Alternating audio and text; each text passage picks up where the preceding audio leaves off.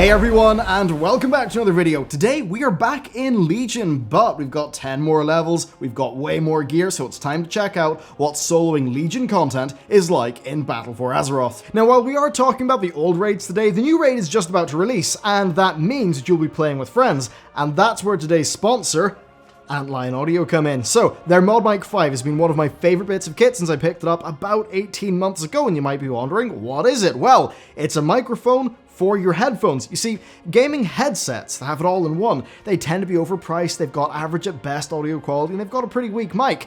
Well, with the Mod Mic, you can pair up your audiophile grade headphones and then clip the Mod Mic onto them with their handy magnet. Not only do you get to use your favourite audiophile grade headphones, you also get fantastic audio quality from your microphone through the Mod Mic, especially if you're pairing it up with their USB sound card or getting real fancy with their XLR adapter. Now the Mod Mic has a unidirectional and omnidirectional capsule that you can switch between, as well as a hardware level mute switch. So you can ditch the headset, you can use the headphones that you love listening to, and you can talk to your team with brilliant sound quality with the Mod Mic. It's just plain better, and you can check them out in the description below. So after I took down Nathendra on a whim about a week ago, we got the team together and we set Matt off on the task of banging his head off Legion bosses for a bit because, well, I was busy sorting out our new office, which you'll see kind of soon. Now, what we found was pretty damn interesting and actually kind of promising. So, Emerald Nightmare is the first target. Now, on my monk, back with rubbish gear, I found Nathendra normal to be a cakewalk. Just don't stand in the rubbish, stand out of her breath. I then ran into a big fluffy problem, though. Ursoc. Now, he was designed as a DPS check in Legion, and that still holds true for soloers today. It's all about killing him before he kills you with the stacking damage taken increase. Back at item level 310, I almost had him in normal. Well, that was mostly no problem for Matt. Of course, while I've been preparing the new office, he has been gearing up in Mythics, or 4 Mythics, so he's already at item level 340 with a 340 weapon, so he's pretty much at the top of the current gear curve. Now, Nathendra, of course, fell over for him. Ursoc was still a challenge in normal difficulty, though, and that's where having the added sustain of being a paladin kind of came in handy for him. Now, we weren't using Drums of War or going full bore into the pre-potting and stuff like that, so players who are doing those things will have a cleaner kill. Overall, though, Ursoc is soloable, but it just will depend on your spec and your gear. Heroic mode, though, is a different story. He just deals too much damage to be killable currently, so you're going to have to wait for more gear. Next up, the Dragons of Nightmare on normal. This one is rather tricky, you would think, because it's got a 30-second long stun that happens if you're within range of both active dragons. Now, you can't avoid this when you're soloing, so you just have to eat the 30-second stun and all that damage. Now, this damage actually isn't quite bad, so as long as you're topped up with health beforehand, you shouldn't have too many problems lasting through. Maybe it might be a bit tricky if you're, say, a cloth wearer. Past that, though, their mechanics are not much of a trouble, and it is just a case of cleaving them down. Heroic also was not much of a problem, however, the damage is a little bit higher, and you will need to be doing really solid DPS in order to avoid being subjected to 2 of the 30-second stun windows. Next, we've got the weird boss that I've just struggled to pronounce for 30 seconds, so you know what, I'm not going to bother. She was very easy. She pretty much doesn't do that much damage, and I think it really just stand out of the goo and you should be okay.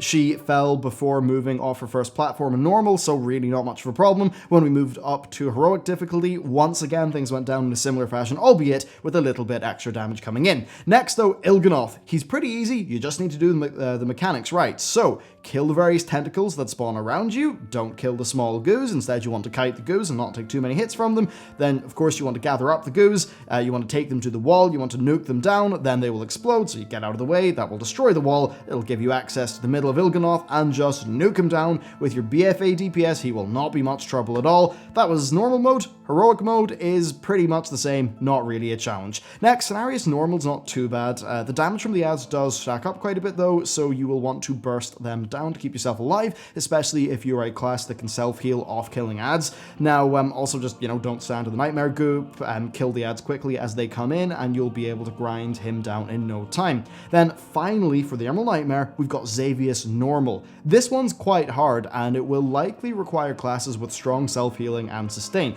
Now, the most important thing is killing the inconceivable horrors as soon as is possible. Now, if they touch Xavius, they'll cast Dark Ruination, and you really don't want that to happen, so kill them.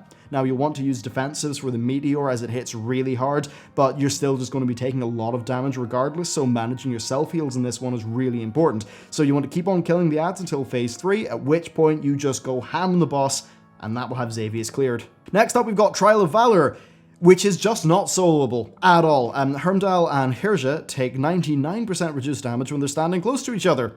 There's no way to get around it, so you're pretty much out of luck. Let's move on to Nightold.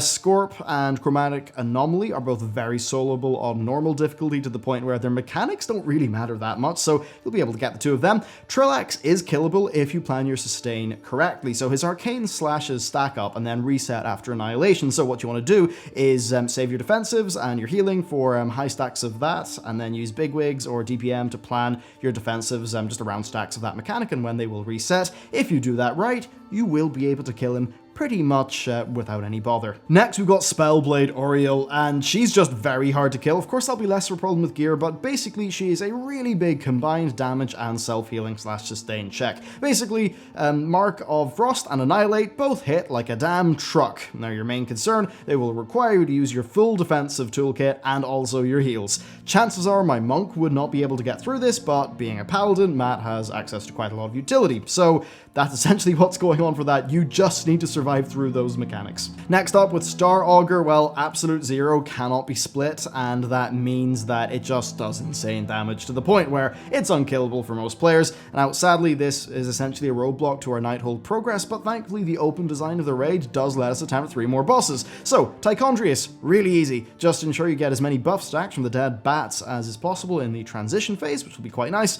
or, just pick up the buff even. Then, unfortunately, Croesus and Botanist are unkillable. They both have tank swap mechanics that just increase your damage taken to the point where it's really not feasible for you to be able to kill that boss in time. So there you go, that is us to Emerald Nightmare and Nightold. Tomb of Sargeras was interesting. So Goroth's Molten Armor tank debuff resulted in too much damage for Rhett to keep up with, but it was actually killable with Prot format. However, the Enrage timer was really cutting it close, so that one's kind of like barely solvable. Then Harshatan was attempted, but once again, the tank debuff just results in too much damn damage coming in, which means it can't really be done. Now, considering how early we are in BFA, I was pretty happy with how this whole experiment went. However, there's a fair bit to talk about. So first up, power scaling. Now, in Legion, we gained a lot of power as the patches rolled on, especially with new mechanics like Concordance and the Netherite Crucible. What this meant is that each tier got progressively harder by quite some margin. And that means that it will be quite a lot of time before most players are able to solo, say,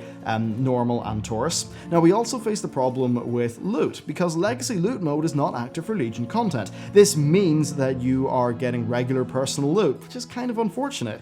I don't see the harm in activating Legacy Loot. It's no different from getting full loot for soloing a WoD raid during Legion, so it would in fact be consistent for Blizzard to activate Legacy Loot mode on Legion content for 120 characters. Hopefully this is just an oversight and not their intended design, because right now, you can work towards transmogs and stuff like that, but it will be quite a bit slower because of this. Now that said, you can still get much of your balance of power progress done solo, which will be great for maybe getting alts up to speed with their artifact skin. Now on the topic of artifact skins, it is also possible to solo bosses that are needed for the hidden artifact skins, like say Ursoc for druids. However, it's a very tight DPS check, and I kind of suspected Feral would really struggle. Then finally, the dungeons are all soloable, including Karazhan, which means that you can start farming that Karazhan mount right now. It of course is not a 100% drop, so you had better just get used to seeing a lot of Karazhan. So in terms of content progress, quite a lot is open already, and quite a lot more will be opened up after we're geared from Uldir. The main sticking point is rewards though, because Legacy Loot mode is not active for Legion content, which is a great pity, because if Blizzard were to enable that, they would open the door to people solo farming old Legion transmogs as a more proper form of gameplay. Now, those bosses right now, they provide enough of a challenge to give you actually engaging gameplay, which I think is something the Blizzard should embrace. So, there you go. That is what we found out when we put a near fully raid-ready Paladin through the overall content of Legion. I think it was pretty damn promising, but of course, at this stage, your success will vary by class, and of course, getting gear, and as an example, right now my monk would definitely have sustain issues, so I'll probably need comparatively more gear than what Matt had doing that as Rhett, but eventually after a patch we'll all pretty much get across the line. So there you go, that is soloing Legion content in BFA, and just as a final note, a massive thank you to Antlion. They're a new sponsor. Of course, I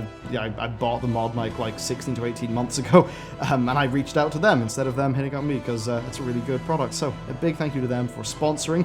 which is a massive help. And yeah, with that, guys, thank you very much for watching this video, and I will see you next time.